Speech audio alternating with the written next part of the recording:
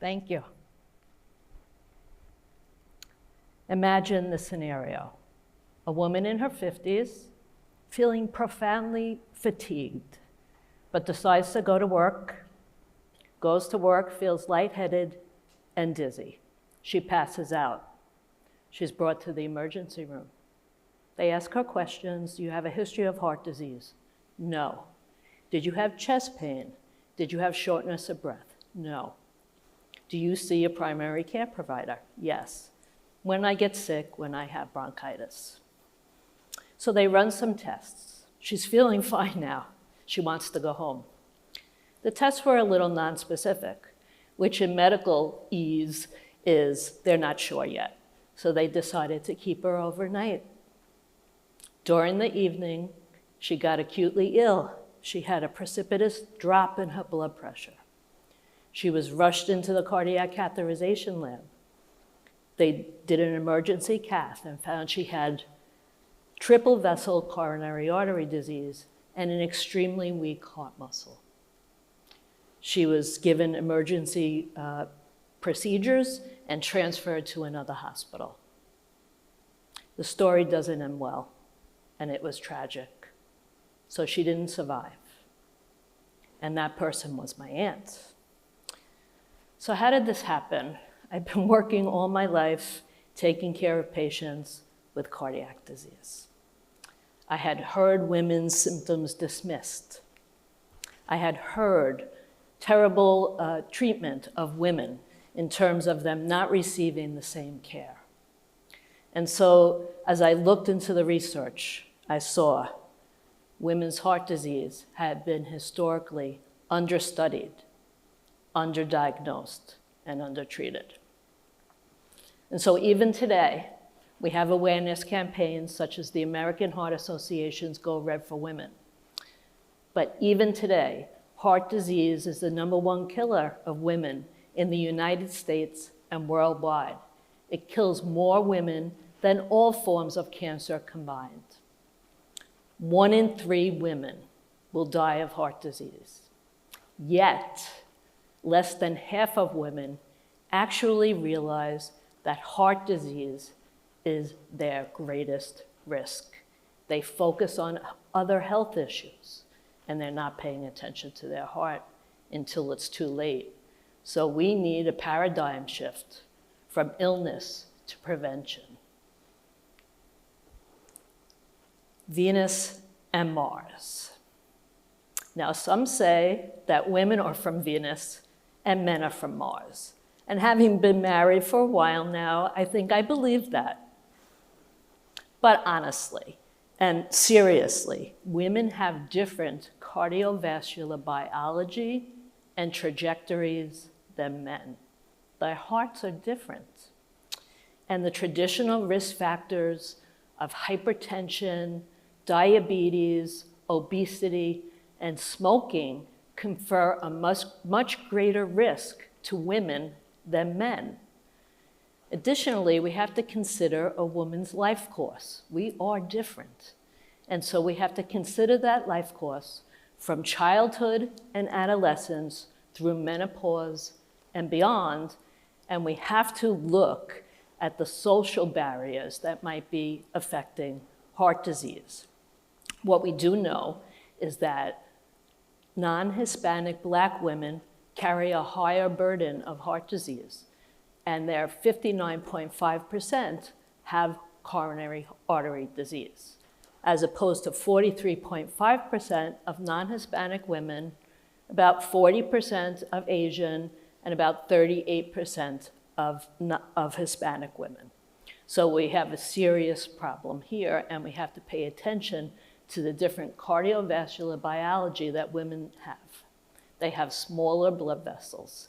Microvascular circulation is more of a problem in women than men.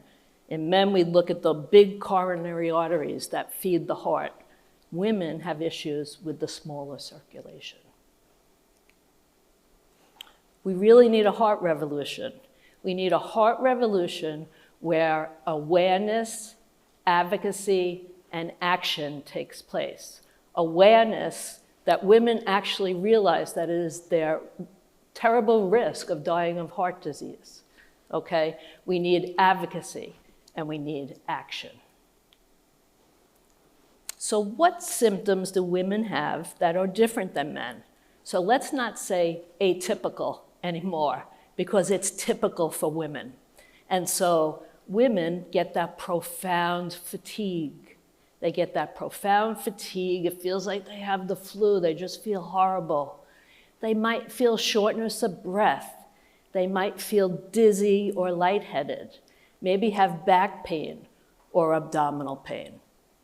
I'm not saying they might not have the classic elephant sitting on the chest that we hear about, or the pain going down the arm, or sweating, okay?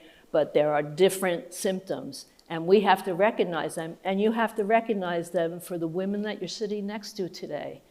Is it your aunt, your mother, a friend, people who you love? Okay, so this is about everybody realizing this.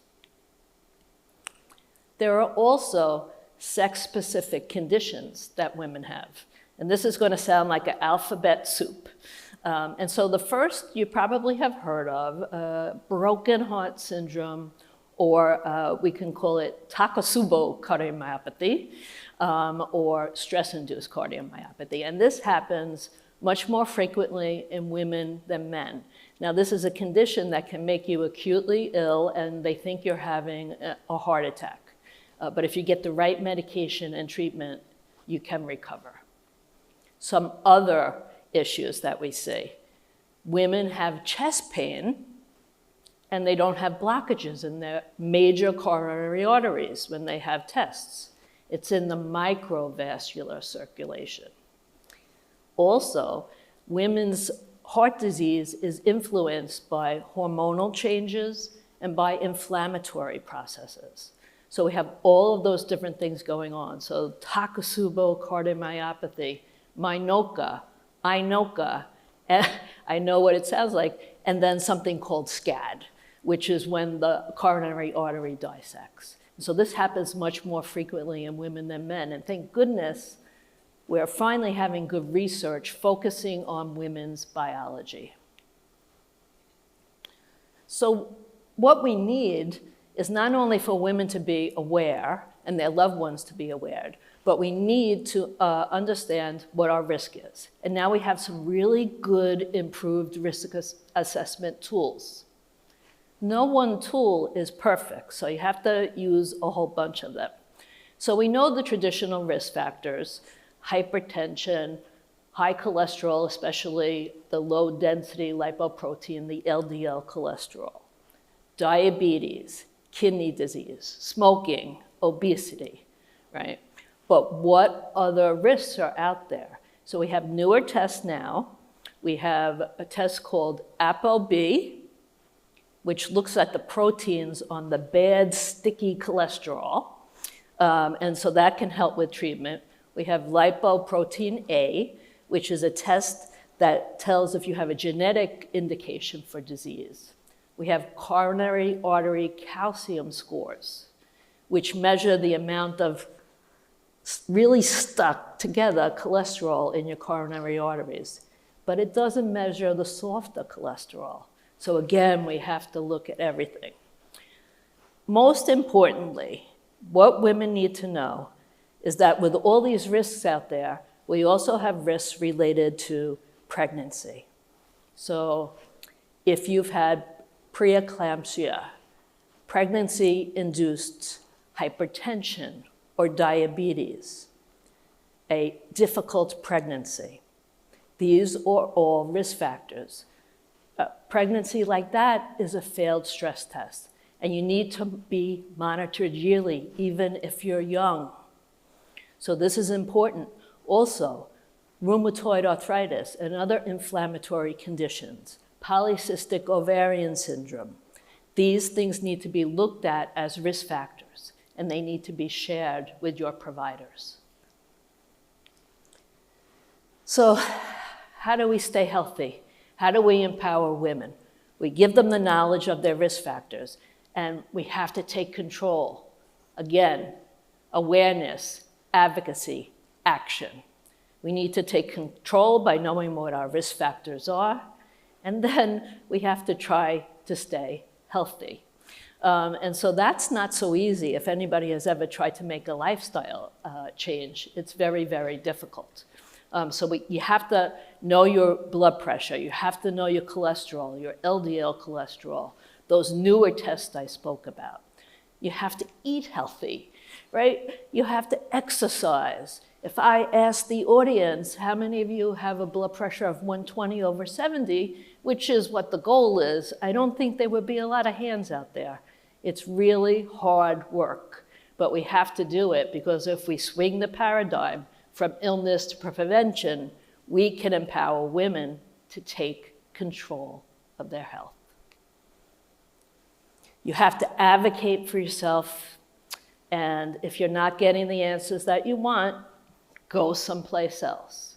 Go where they specialize in women's health, but don't be dismissed. For many years, we've been dismissed. We haven't been part of the conversation. We haven't been in the research. Until very recently, all of the research was done on men. So a woman's heart is not a little man's heart. It is different.